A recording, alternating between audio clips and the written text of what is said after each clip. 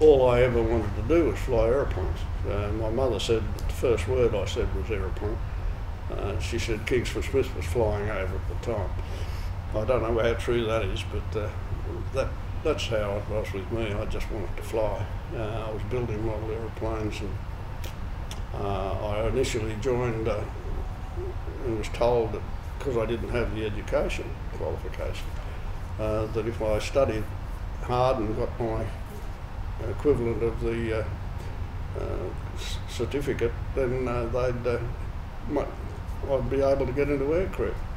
The only one who believed that was me, which is exactly what I did. I went to night school and stuff while I was an engine fitter, which I enjoyed. I liked working on the engines. And eventually the Korean War came along and they were needing pilots, so I got a Guernsey. And that's it. 3 years in ground crew, and then the rest of the time as a GD pilot, which is my life's ambition. Actually, I was living in Victoria at the time, and jobs were a bit hard to get, and I decided I was going to join the services. And that at that stage, you could get into the army. It was only 2 years if you sign up for career.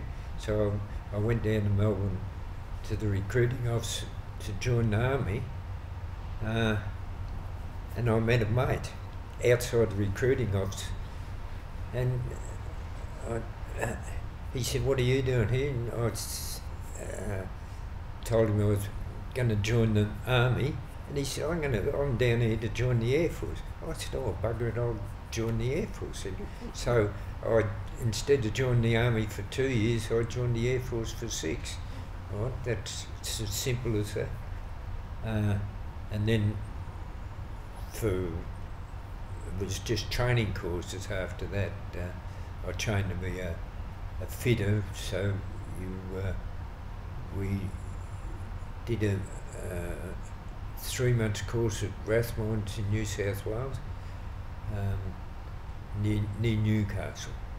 And depending on your grades in that, depending on what your further training was, and if you were very high up, you went for electricians, instrument mechanics and all that type of thing.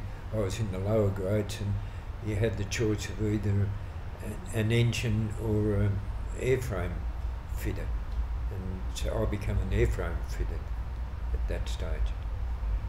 It was simple as that.